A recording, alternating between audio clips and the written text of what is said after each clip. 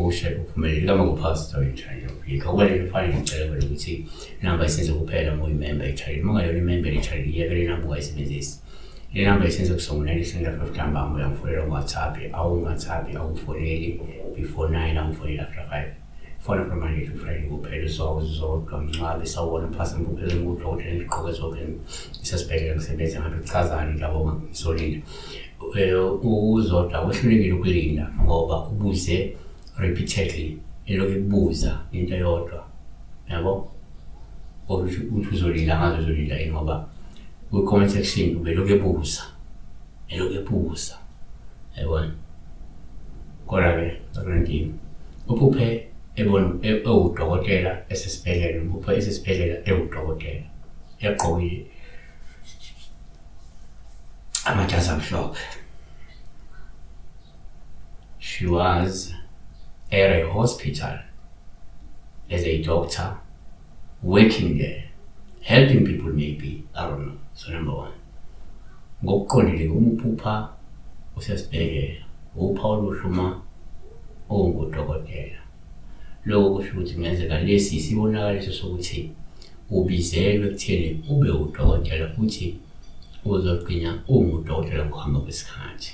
Jeremiah 8:22 Balsam alikho kwa Gileadi na inyanga ayikho lapho na pho ayipheliswanga ngani impilo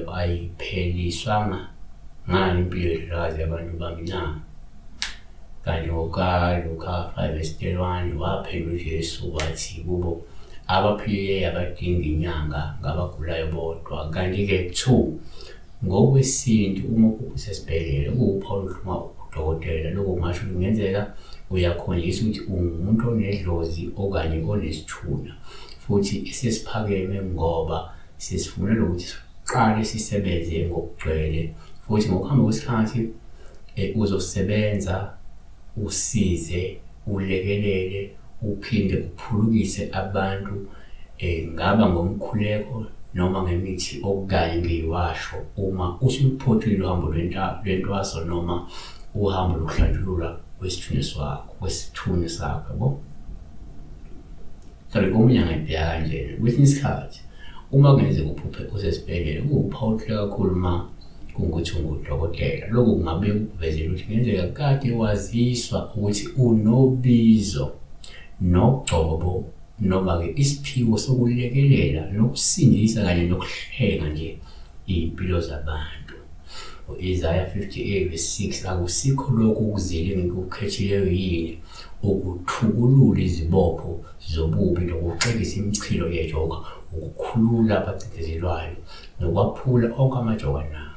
Kanti ngokukaMateyu 10:1 wayesebabiza abafundi bakhe abayi12 wabanika amandla phezu kwawomoya abangcwele ukuba babakhiphe nawukuphulukisa izifo zonke nokugula konke. 4 omunye angibeka kanje kuyenzeka umuphupha usesibhedlela kube upha oluhlupha ukuthi ungudokotela lokho ngabe kusho ukuthi uNkulunkulu ukubizele emsebenzini omkhulu futhi obalulekile ukubopha inhliziyo ezaphuleyo ukududuza abanosizi noma-ke ukulapha nje abagulayo. OkaMathewu 8:8 Mathewu 10:8 phulukisana abagulayo nivuse abafileyo lihlambulule abanoqholo likhipha amadimoni. Siyabonga besibheka la ukuphupha ungudokotela.